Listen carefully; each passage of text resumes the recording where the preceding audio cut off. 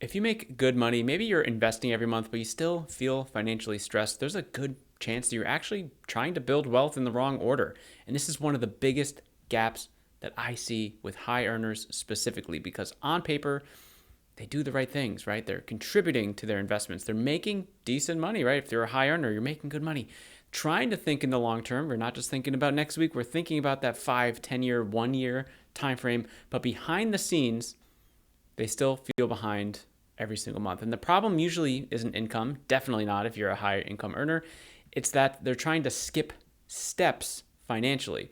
My name's Chris Wendt, and I've worked in corporate finance for over 15 years. I personally paid off $43,000 worth of debt while building a multiple six-figure net worth. And honestly, one of the biggest wasn't learning some secret investment strategy. It was understanding first what problem my money was actually supposed to solve. Because investing while your foundation of your finances is unstable can actually make you feel more financially stressed, not less. And there's really 4 parts to this. So the first, this is the trap that high earners fall into. Someone starts to make more money. Let's say it's you. Let's say it's me, because this has been me. This is how I'm able to speak through this, because I've lived through all of these challenges myself. Maybe you go from making $60,000 a year to $100,000 a year, or $100,000 a year to $150,000 a year. Or, you finally feel like you should be having it together at this point of your life, financially, right? And they naturally start, consuming content and listening to all these people saying like, oh, invest early. Oh, max out your Roth IRA, buy assets, make your money work for you. Which, by the way, those are all pretty good pieces of advice. Let me just say that. But the problem is that you then start trying to build wealth before building stability. So what happens at the beginning of the month, maybe you invest $500. And this is a true story that is from me. This is me. So this is why I'm able to speak on this. Invest $500. Then halfway through the month, there's an unexpected expense, maybe extra credit card balance, there's a car issue, there's some overspending that we weren't really paying attention to, a low checking account. Again, all these things on the list are me from the past. And suddenly, that person that's invested the $500 is pulling it back out, right? So you're investing, you have an auto invest happening on the 1st or the 2nd of every month, right? And then the 24th comes around and there's some big car expense and you have to oh my gosh, wait, no, I need that $500. Quick, give it back, right? So you're pulling it out. Maybe you're going into more debt and it's just causing more anxiety every single month. And to me, that's not really a math problem. That's not some super secret investment strategy.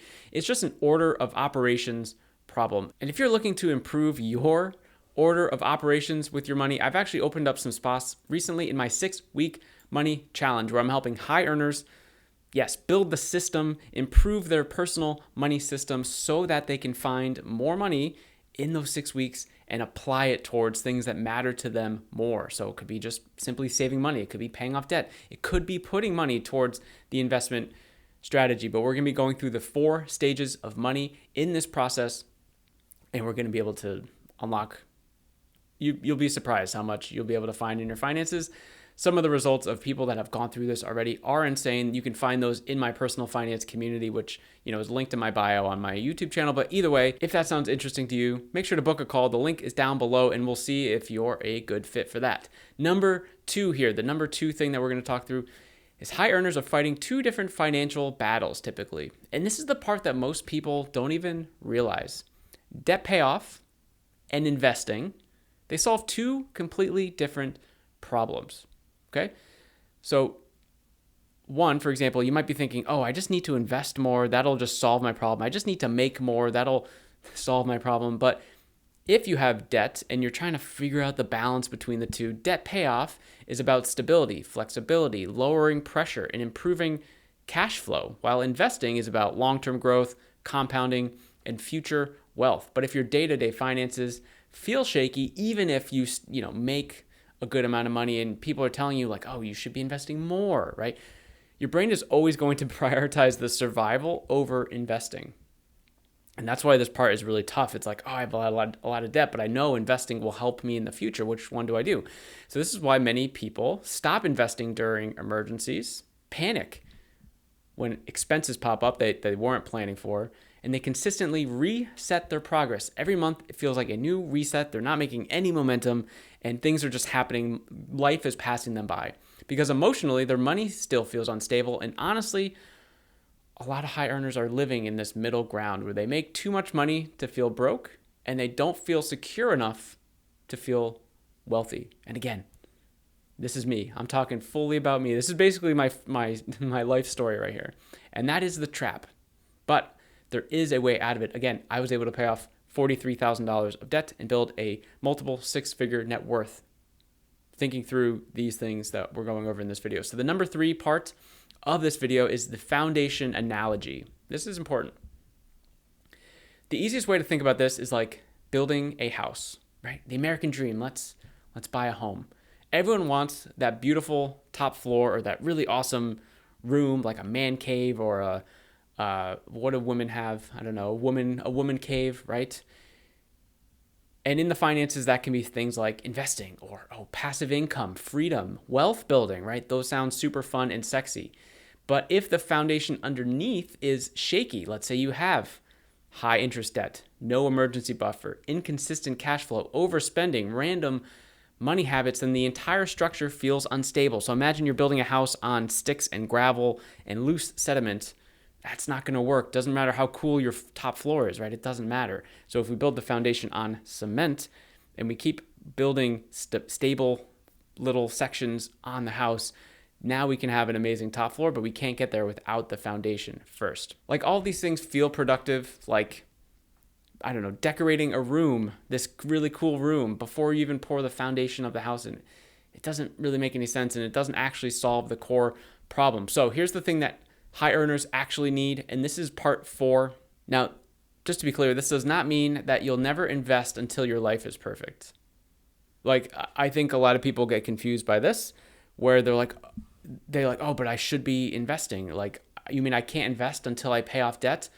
No. Because that's not really realistic either. But what it does mean is before you obsess about maximizing returns, or putting money in the S&P 500 or whatever the thing is, right? You need the visibility, you need the consistency, you need breathing room and control over your cash flow. This is why I talk so much about the 3-month look back, to the North Star goals, and realigning expenses. Because if you can create an extra $300,000, $500,000 a month inside your current income without making more money, without having a tag sale or having to sell that weird thing in your basement on eBay, everything changes. Now investing stops feeling stressful. Now debt payoff accelerates, and now your money has direction. So the goal isn't just to invest more.